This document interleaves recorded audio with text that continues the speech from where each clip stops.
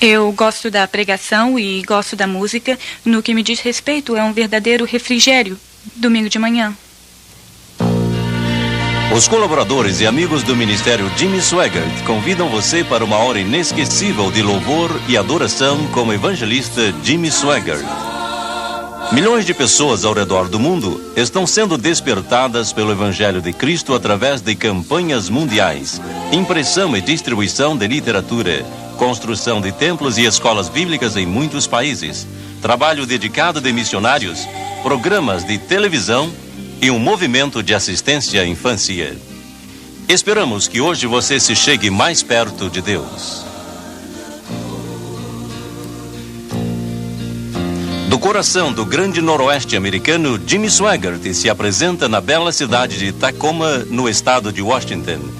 Milhares de pessoas estão reunidas em Tacoma para ouvir Jimmy Swaggart falar sobre o céu e o inferno sob o tema: pode Deus condenar o homem ao inferno para o queimar para todo sempre? E pode ele justificar-se ao fazê-lo? Em vista da sua tremenda importância, a mensagem vai ser apresentada completa. Abra a sua Bíblia no Novo Testamento, no Evangelho de João, onde Jimmy Swaggart vai ler no capítulo 3, versículo 16. João 3,16, porque Deus amou o mundo de tal maneira que deu seu Filho unigênito, para que todo aquele que nele crê não pereça, mas tenha vida eterna.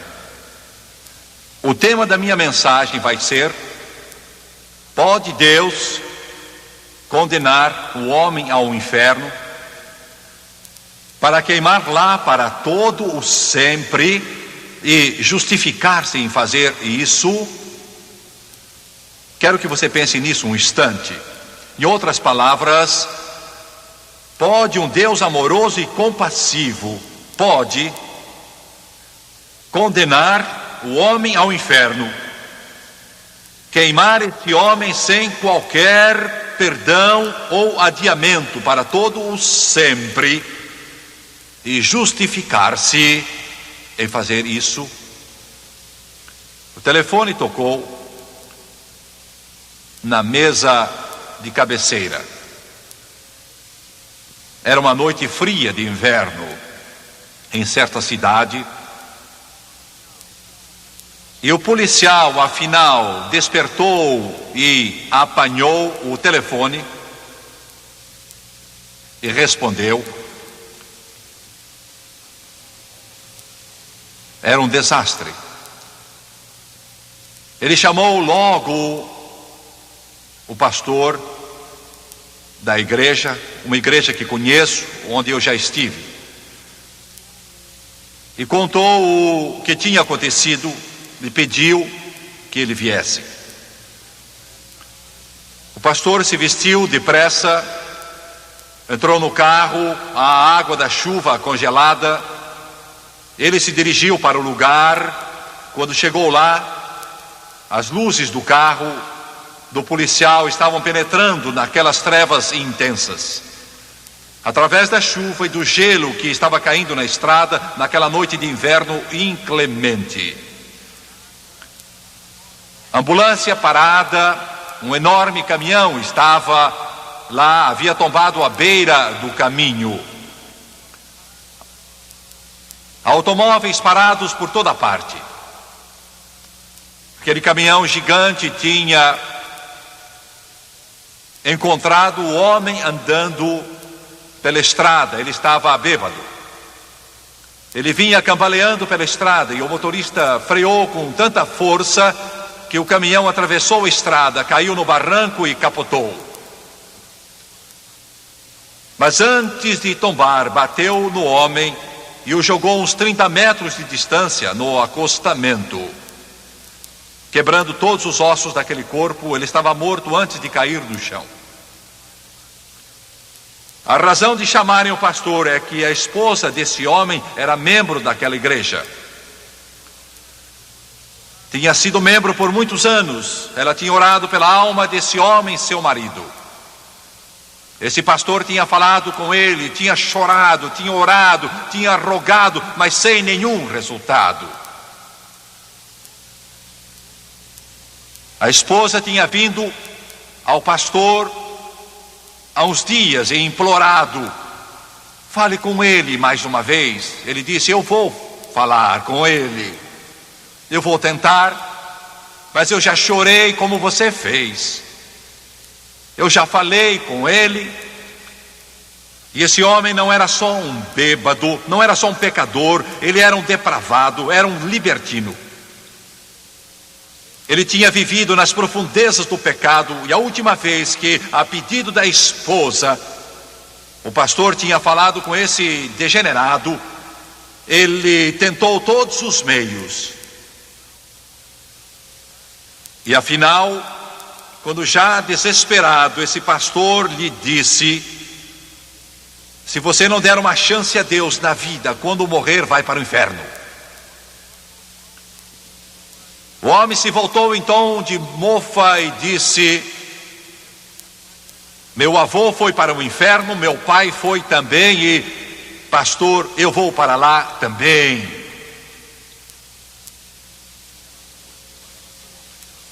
Naquela noite o pastor ficou andando pela chuva até achar o corpo esmagado que estava coberto com um encerado. Eles estavam tentando trazer a ambulância para apanhar os restos daquele homem. Ele chegou lá, levantou o encerado e então viu a expressão contorcida do rosto. Era muito tarde. E então foi como se o Espírito Santo dirigisse a sua atenção para alguma coisa que tomou conta dele. Aquele grande caminhão estava tombado ali na vala e o seu olhar se voltou para aquele caminhão. Foi quando ele viu o para-choque enorme, todo cromado. E escritas naquele para-choque em letras vermelhas havia 3 palavras que penetraram na sua alma. Palavras que pareciam estar gritando, palavras que o atingiam como se fosse um enorme e grande malho. As palavras eram: anjo do inferno.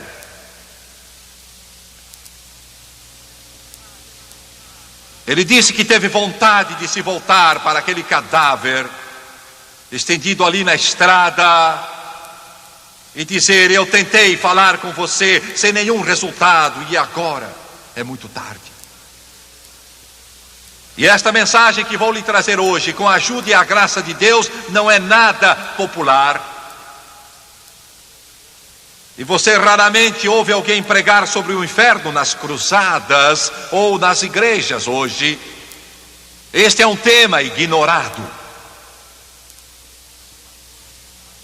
Mas mesmo que todos os pastores neste país o ignorem, mesmo que todas as igrejas apaguem dos seus livros e todas elas o considerem uma piada na palavra de Deus, o inferno é tão real hoje como foi quando Jesus falou sobre ele há 2000 anos passados, e é tão real como ele era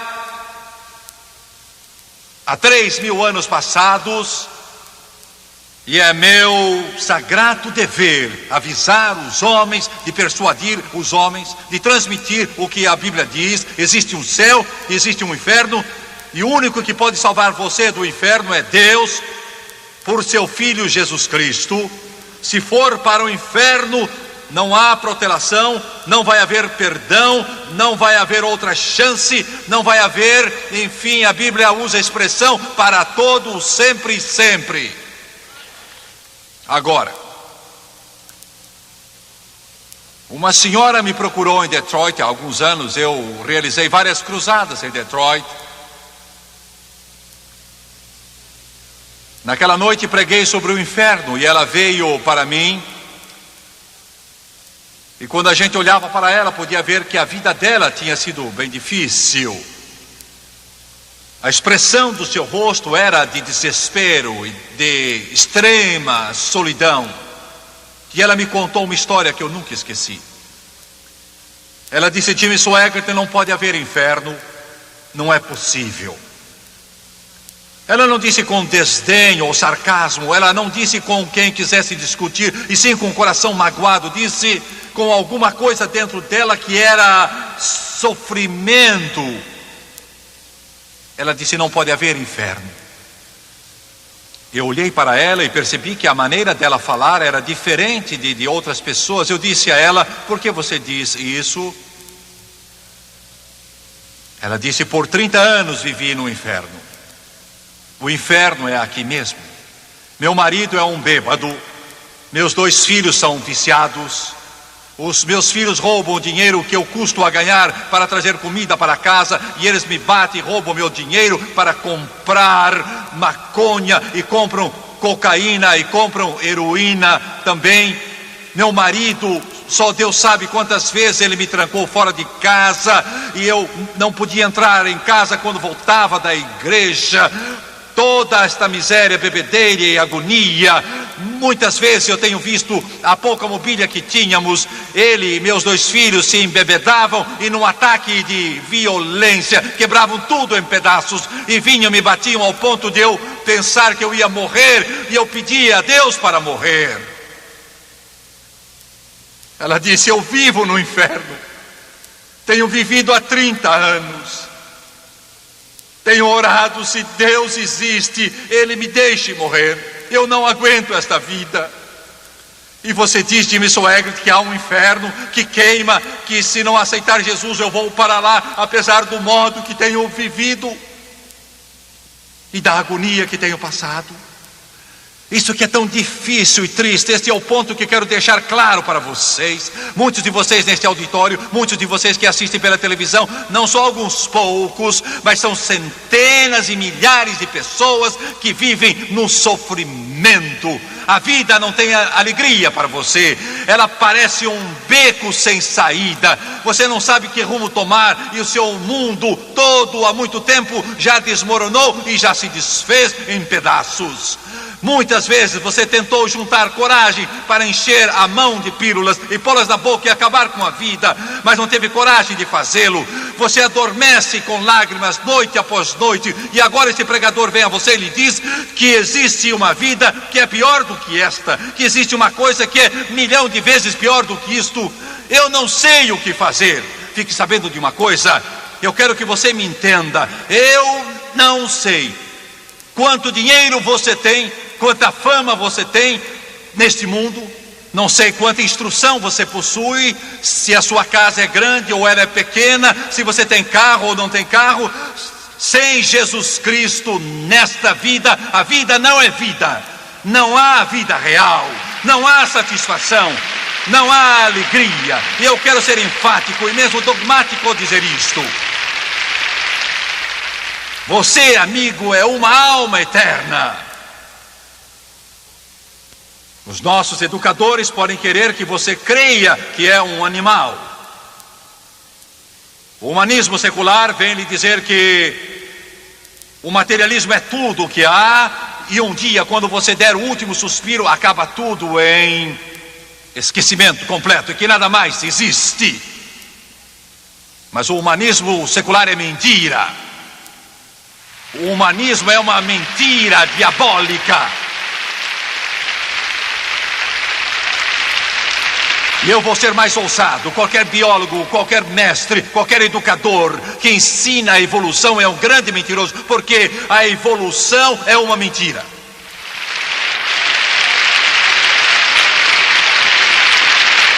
Amigo, Satanás não quer que você saiba disso, que você foi criado à imagem de Deus. Você tem o sopro de Deus no coração. Você foi feito à imagem do seu Criador, à imagem de Deus. Você foi criado para mais do que uma letargia ou loucura produzida pelas drogas. Você foi criado para mais do que profanação, sujeira, obscenidade e o fogo do inferno. Você foi feito à imagem de Deus para andar na imagem de seu Pai para todos, sempre e sempre.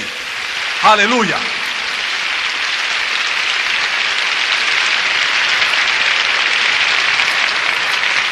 Amigo, você pode sentar aí na sua poltrona e ficar pensando que o último suspiro é o fim. Mas só alguém que é bem ignorante iria pensar coisa assim. Daqui a 1 milhão de anos você estará vivo. 1 bilhão de anos do momento em que você está ouvindo esta mensagem, você ainda estará vivo. Você me ouviu? Você estará vivo, e um dia o Deus de alguns de vocês que acham que não existe, você vai comparecer diante dele e vai prestar contas a ele, porque em você há uma alma eterna. Há uma alma eterna em você. Em você há uma alma eterna. Por isso que Deus mandou o seu Filho, Jesus Cristo. Pois bem, sente-se confortavelmente e diga: você crê mesmo nisso, hein? No que é que você crê? Em que é que você crê, amigo, assistindo o meu programa? Você tem o seu diploma de Harvard, Yale, Cambridge ou Princeton? No que é que você crê? Vamos lá. Em que é que você crê? Você pode tingir o cabelo com uma loção qualquer para esconder o cabelo branco, mas você está ficando velho.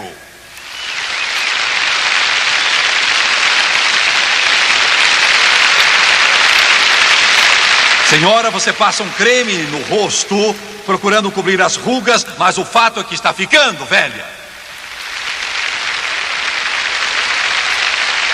E jovem, quando você ficou bom da sua última bebedeira e a última dose de cocaína já perdeu o efeito, e você volta de novo para o mundo real, você tem de enfrentar a vida. E eu estou aqui para lhe dizer que há alguém que poderá ajudá-lo a atravessar o Rio Jordão, e alguém que poderá segurar a sua mão tremente. E esse alguém de que estou falando não veio de Buda, não veio de Maomé, não veio do reverendo Moon. Este alguém é Jesus, o Rei dos Reis, o Senhor dos Senhores. Ele andará com você, ele irá guiar você, irá guiá-lo, ele irá segurar a sua mão, irá guiar você através desta vida que estamos vivendo hoje. Ele é Jesus, Jesus, Jesus.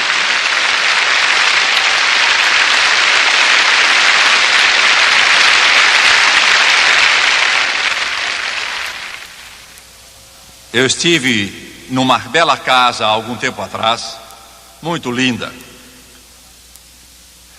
Entrei na sala de visitas e um filete de água corria através daquela sala, descendo por entre as pedras. Era uma coisa muito linda.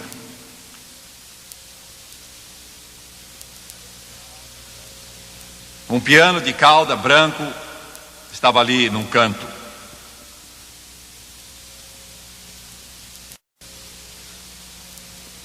Eu fiquei olhando os discos de ouro nas paredes desse artista famoso em todo o mundo.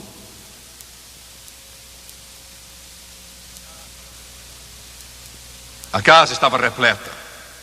Francis e eu fomos convidados à festa e não digo mais nada. Um dos presentes era dono ou era sócio de um dos maiores cassinos na cidade de Las Vegas. Tinha uma fortuna de milhões. Por mais de uma hora ele nos regalou com histórias de astros e atores e toda aquela gente famosa de Hollywood, lançando dados sobre as mesas de pano verde daquele riquíssimo clube de Las Vegas. E como eles vendiam a sua alma por $1, disse coisas que não posso mencionar, mas disse que a única coisa que importa é dinheiro. Dinheiro. Ele disse com uma risada, e a sala estava cheia de gente famosa do mundo de entretenimento, e ele disse rindo: eu os tenho visto rastejando por dinheiro.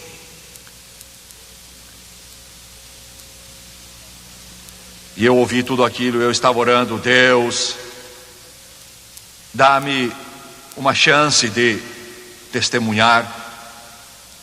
E eu prefiro que tu me dirijas, porque se não fizeres, eu vou fazê-lo sozinho.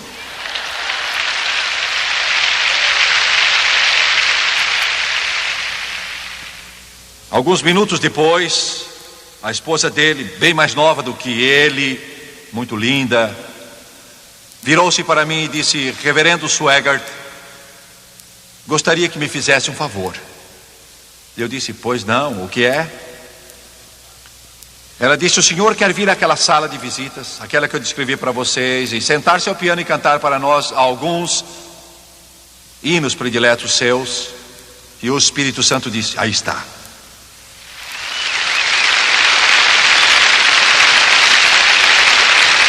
Eu disse: será um grande prazer para mim. Eles chegaram, cada um com um copo de bebida na mão, e eles estavam vindo, estavam contando piadas, estavam brincando, e eu fiquei para trás orando a Deus: dá-me os hinos, dá-me aqueles que tu desejas que eles ouçam. E oh Deus, eu não sei se Jimmy Swaggart tem algum talento, eu não sei se Jimmy Swaggart sabe tocar piano, eu não sei, mas isso não importa. Este pobre pregador não precisa aparecer, eles precisam ver o Espírito Santo. Dá que eles vejam Jesus. De algum modo usa-me, unge-me, dá-me o que queres que eu dê a eles, é o que eu quero, Deus. E Deus me atendeu. Eu sentei ao piano, passei os dedos pelo teclado e eles estavam de pé ao redor. Deveria haver 20 ou 25 pessoas lá. Minha esposa estava comigo. E eu comecei a cantar um velho hino: dia de solidão, noites cheias de desespero. Eu preciso de alguém que se interesse. Então eu vi Cristo me dizer: eu fiz esta promessa, estou contigo sempre. Não temas. Não, nunca mais sentirei solidão. Não, nunca mais. Porque eu abri o meu coração para Ele. E eu vou enxugar as lágrimas e vou esquecer o meu modo tolo, e nunca mais sentirei solidão, nunca mais. E eu pude sentir a presença de Deus naquele lugar. Vocês não estão aqui olhando para um evangelista profissional. Cada mensagem que prego eu rego com lágrimas, clamo a Deus, eu choro: Senhor, dá-me a palavra, dá-me a mensagem. Eu não sou ninguém, não posso fazer nada, eu não sei fazer nada, não sei como fazer, se o Espírito Santo não começar a atuar no que eu fizer e não tocar o coração e a vida dos presentes. E vocês que assistem pela televisão, este é o segredo de Jimmy Swaggart, se é que eu tenho algum, é a unção do Espírito de Deus.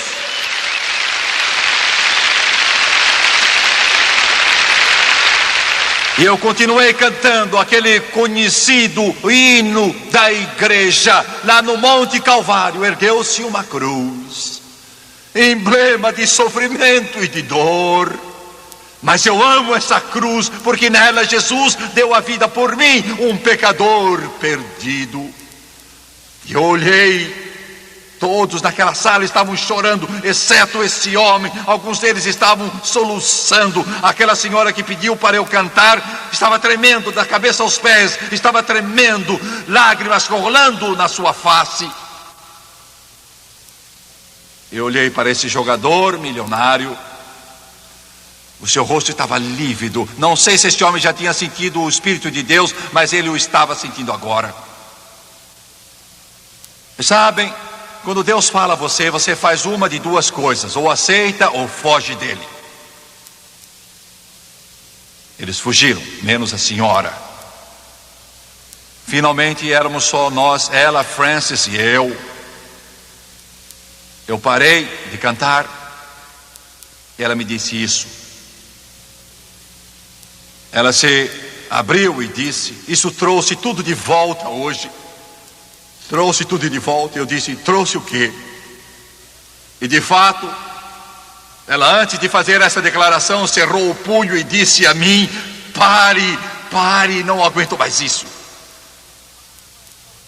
Por favor, pare, eu não aguento mais. Ela continuou: eu já fui crente,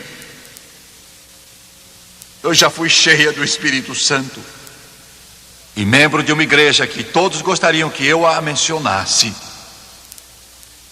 Ela disse: eu já orei com gente que veio à frente, já chorei com eles, já orei por eles, eu vivia para Deus, mas joguei tudo fora. Ela disse: posso entrar em quase qualquer loja do mundo, qualquer uma dessas lojas famosas que há por aí, comprar uma pele de vison, um anel de brilhantes, um colar de pérolas, o que eu quiser, e pôr na conta do meu marido, porque ele tem dinheiro para tanto. seus dedos brilhavam com diamantes e tinha pérolas ao pescoço. E ela disse: eu vivo nessas altas rodas por aí, com estrelas e com os astros, com os milionários e com os magnatas, e eu me movimento nesse mundo todo por aí. Eu disse: mas você é infeliz, não é? Tudo do bom e do melhor, mas não lhe tem dado felicidade. Ela ficou me olhando atentamente. Ela disse: eu volto para casa desses cassinos, eu volto desses clubes mais chiques, mais luxuosos, mais refinados, mais requintados e custosos, o melhor que o dinheiro compra. E ela disse: eu volto para casa, eu tomo 1, 2, 3 banhos para me limpar da sujeira. Ela disse: Jimmy Swaggart, não importa toda essa beleza, nem todo esse luxo, é sujo, é podre, é imundo, é degradante. Oh, ouça-me, minha senhora, vai ser preciso mais que sabonete para lavar a mancha que há em sua alma. Vai ser preciso mais que resoluções de um ano novo, mais do que se unir a uma igreja ou virar uma nova página. Vai ser preciso um milagre de conversão em seu coração pelo Senhor Jesus Cristo, para que mude seu coração e sua vida. E eu lhe garanto que Ele pode mudar você hoje.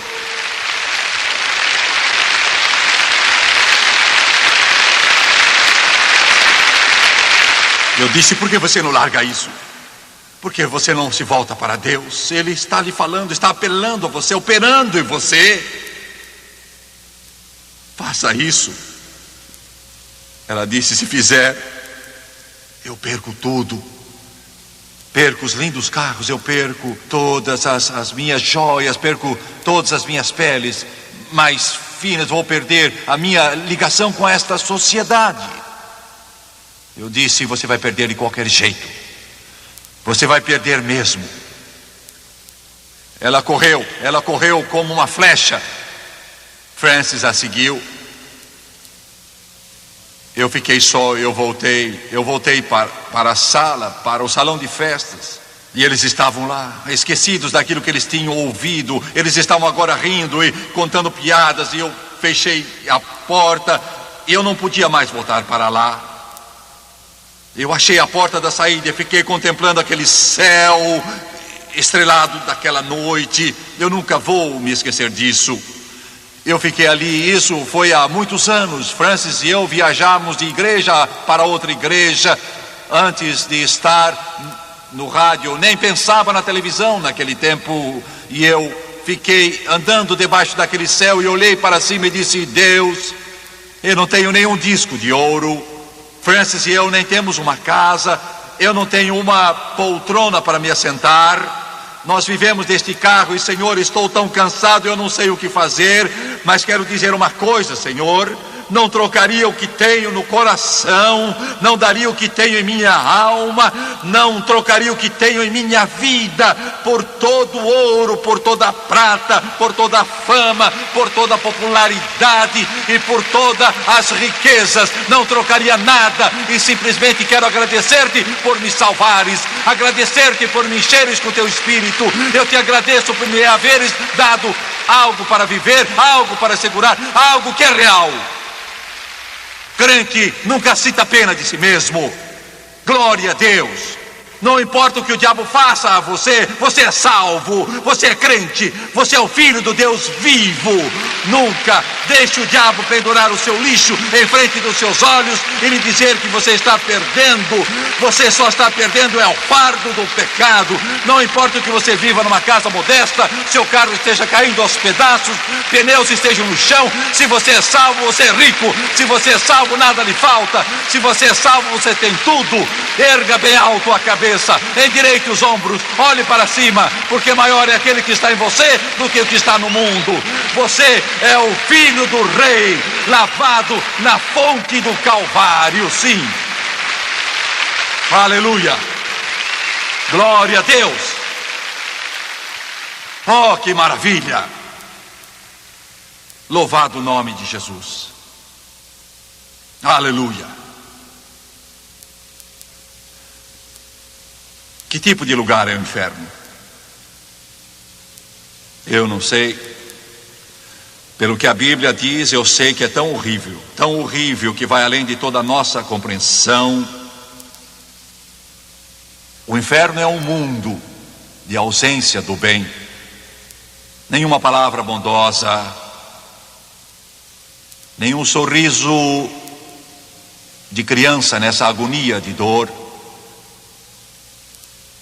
nenhuma flor viceja nem lança seu perfume para o deleite do homem. Lá não existe uma risada vinda de um coração alegre. Talvez seja pior que isso, talvez ele seja um mundo de intensas trevas.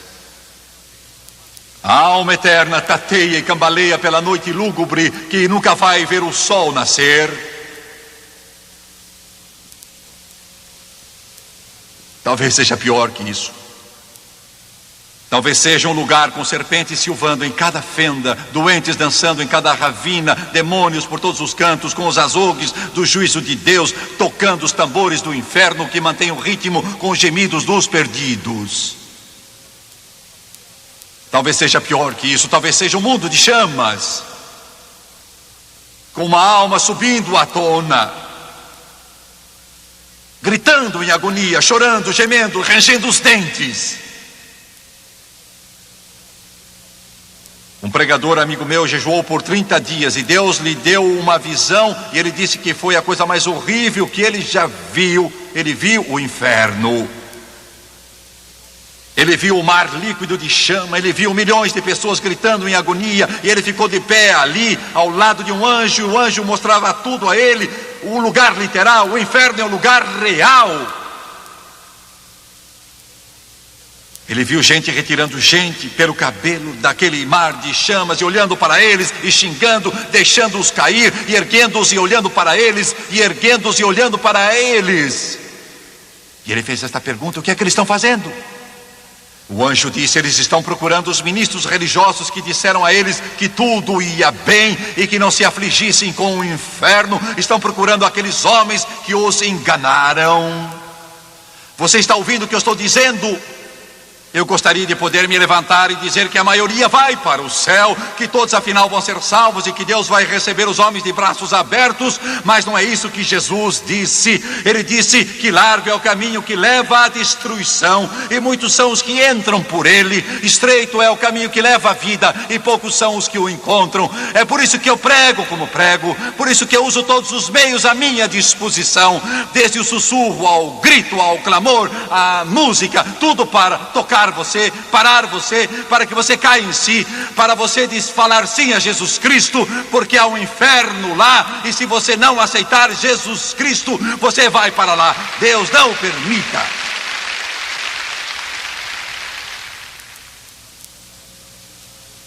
Francis e eu estávamos casados fazia pouco, só uns 2 anos. Eu estava estudando para o ministério, eu estava trabalhando e nós vimos que não havia água naquele dia. Estava quente, como costuma ficar em Louisiana, lá pelos 40 graus e uma umidade de quase 100%, e o organismo pedindo água e não havia água ali por perto. Lá, pelas 4 horas da tarde, os engenheiros vieram e eles tinham uma vasilha cheia de água gelada atrás do caminhão, e eu me lembro de ter corrido e posto a cabeça debaixo da água, e desceu por cima de mim e me molhou bastante. Eu bebi água até não aguentar mais, e foi então que eu me lembrei de um homem que eu tinha conhecido há muito tempo atrás. 11 anos antes ele tinha morrido do coração, de repente. A minha avó o conhecia, eles eram muito chegados, e isso foi há anos atrás, e na nossa cidade o jogo era legal naquele tempo, e havia caça-níqueis em todos os restaurantes e nos lugares, e esse homem tinha um restaurante bem grande. Ela entrou lá onde e disse: se você não acabar com essas coisas, elas o levam para o inferno. Isso foi depois de meses de conversa e oração, e ele se voltou e disse: eu vou para o inferno, mas não desisto. Caça-níqueis. Uns meses depois, foi votada uma lei proibindo o uso de caça-níqueis na cidade, e os policiais quebraram todos eles com a marreta. Ele tinha uma casa muito linda, os melhores carros da época.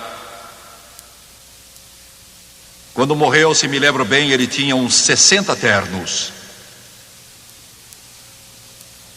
O filho o encontrou, sofreu um ataque cardíaco. Ele estava prostrado e o filho o pegou, colocou no carro e o levou para o hospital.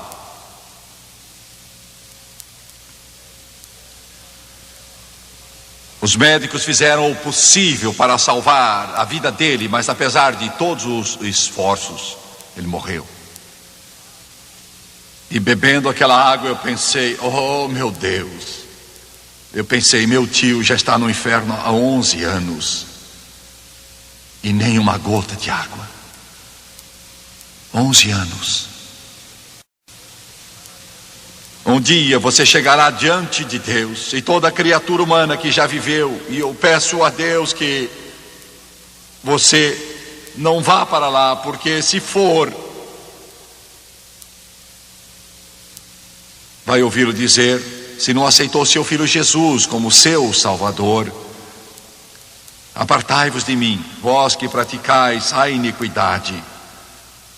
Levai-o daqui para o lugar preparado para o diabo e seus anjos. E naquela hora, eu sei que você vai clamar: Deus, podes mandar-me para o inferno, para queimar para todo sempre, e justificar-te em fazer isso.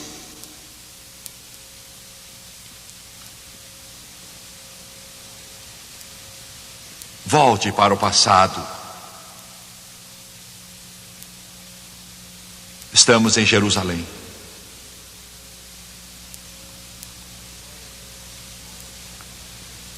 O sol ainda não surgiu nesse dia mais negro que o mundo já viu ou jamais verá. Mas você sabe o que é. Você vê Jesus ser levado ao pátio de Pilatos para ser julgado. A ralé humana está lá, os bêbados, prostitutas, viciados, ladrões, salteadores, libertinos, todos lá. Os bons estavam dormindo. Os outros estão gritando: crucificam-o, mata-o. Parece que o grito vem de 1000 gargantas. Pendura-o no madeiro, mata-o. E você quer gritar, você não sabe. Você não sabe que este é Deus, que é o Filho de Deus.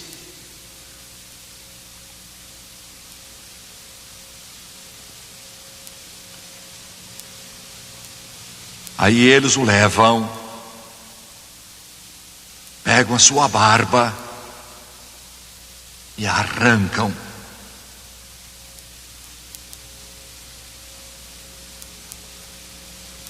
E cravam espinhos em sua cabeça.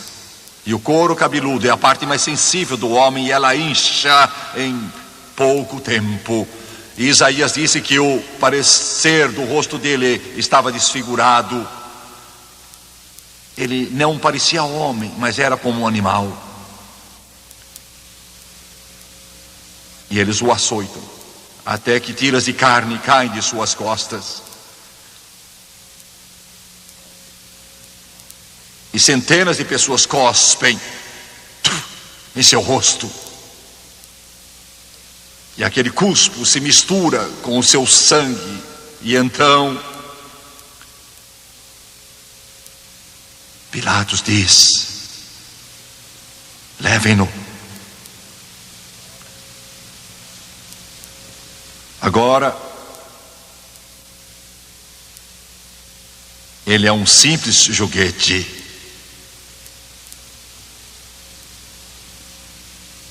Levem-no.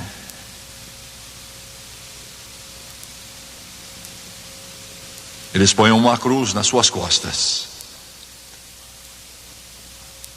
E ele vai seguindo a via dolorosa. Está exausto. E aí tropeça. E Simão, o Cirineu, e alguns dizem que ele não era preto, outros dizem que ele era preto, mas ele foi compelido a levar a cruz. Mas ouçam, meus irmãos e irmãos de cor, se ele era preto, eu acredito que fosse, a raça negra levou muitos fardos no avanço da nossa civilização, mas nunca um fardo maior foi levado do que quando Simão levou a cruz para Jesus há 2000 anos atrás. E eles o pregaram ao madeiro, e Deus puxou as cortinas para não ver. E aquele que não tinha pecado tornou-se pecado para que eu fosse justificado por Deus.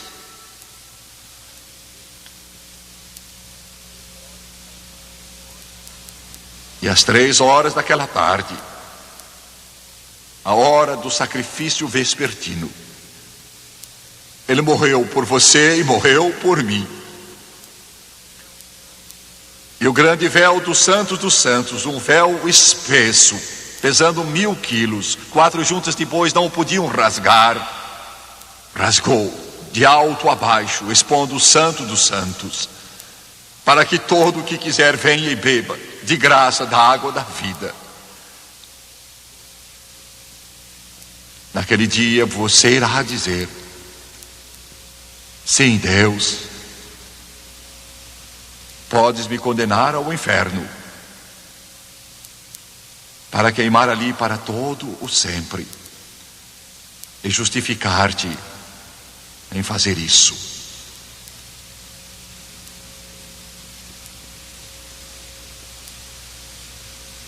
Curve a cabeça agora.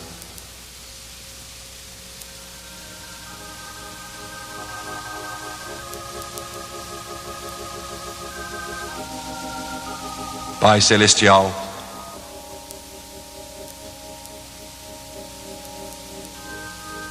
toca fundo no coração deste povo.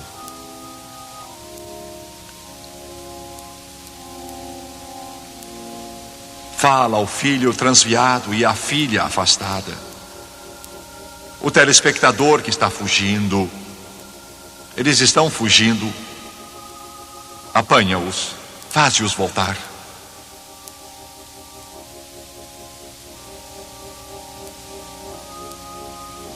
Eu peço em nome de Jesus.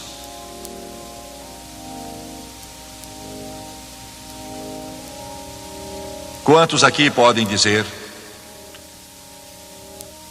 eu te dei meu coração, eu apelo a você. Você não pode arriscar um futuro sem Deus, porque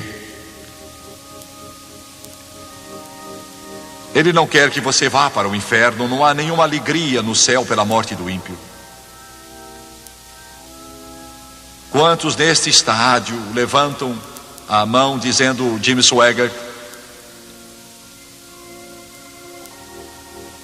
meu coração não está em paz com Deus, não quero ir para o inferno. Se existe o inferno, e eu sei que há, eu não quero me perder,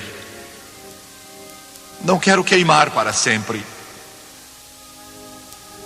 Não quero isso. Quero orar por mim. Vou pedir que todos se levantem agora, por favor.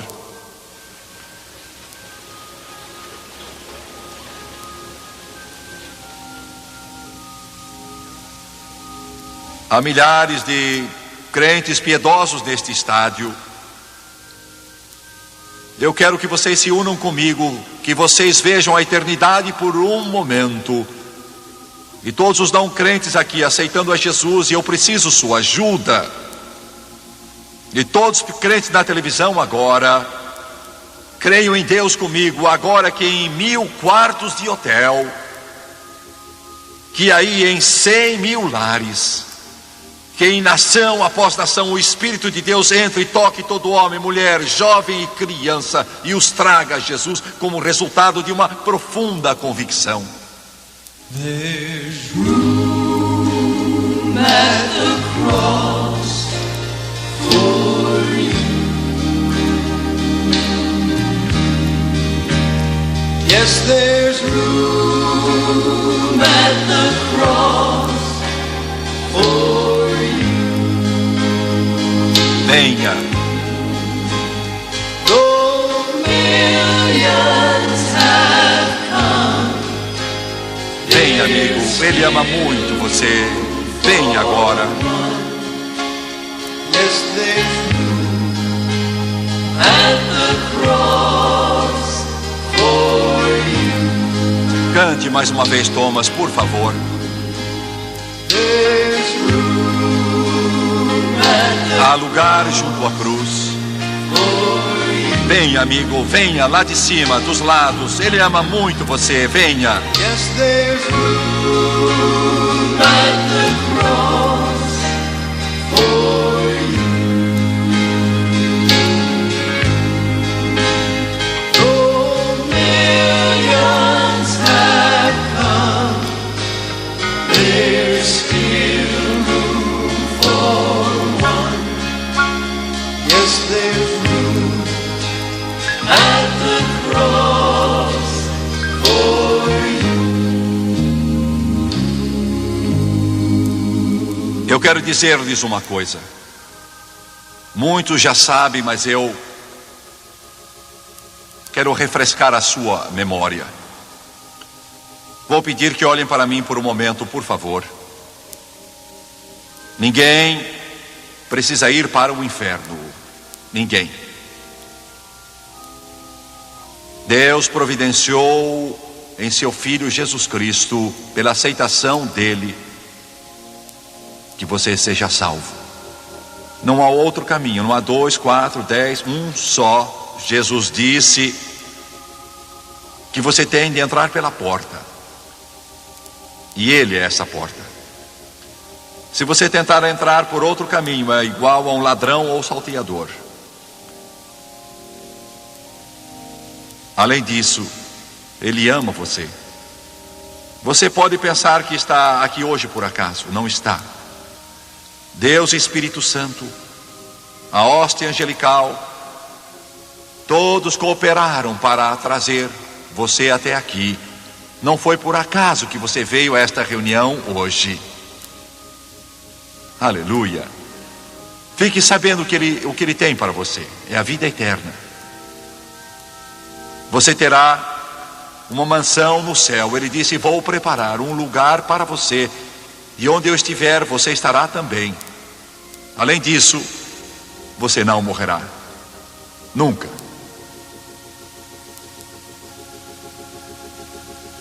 Como receber tudo isso? Pela aceitação de Jesus, porque Ele pagou um alto preço. Tudo que você tem a fazer é aceitar o preço que Ele pagou. Você fornece o pecador, Ele fornece o Salvador. Agora eu vou fazer a oração de confissão, e eu quero que cada um de vocês curvem a cabeça. Você, telespectador, curve a cabeça também, onde quer que você esteja. E eu quero que você ore com estes aqui no ginásio de Tacoma, em Washington, no grande noroeste dos Estados Unidos. Este é o maior momento da sua vida. Não haverá outro igual a este. Resolva. Agora vamos orar. Amado Pai Celestial, venho a Ti em nome de Jesus. Perdoa os meus pecados. Limpa-me com Teu precioso sangue de toda injustiça. arrependo-me dos meus pecados e agradeço o que fizeste no Calvário. Aceito o preço que pagaste, teu sangue vertido e a tua vida. Peço-te agora que teu sangue seja aplicado aos meus pecados, eu seja lavado por teu sangue, de acordo com a tua palavra. Romanos 10. Com a boca eu confesso Jesus Cristo, em meu coração eu creio que Deus ergueu Jesus dos mortos e Ele está vivo. Eu aceito Jesus Cristo como único Salvador e Senhor da minha vida. Daqui por diante farei o melhor para viver por Ele, de acordo com a sua palavra. Eu o aceito, eu creio nele. Agora mesmo estou santificado, justificado, lavado, purificado. Agora mesmo estou salvo. Aleluia, louvado seja Deus. Glória ao Senhor, glória ao Senhor.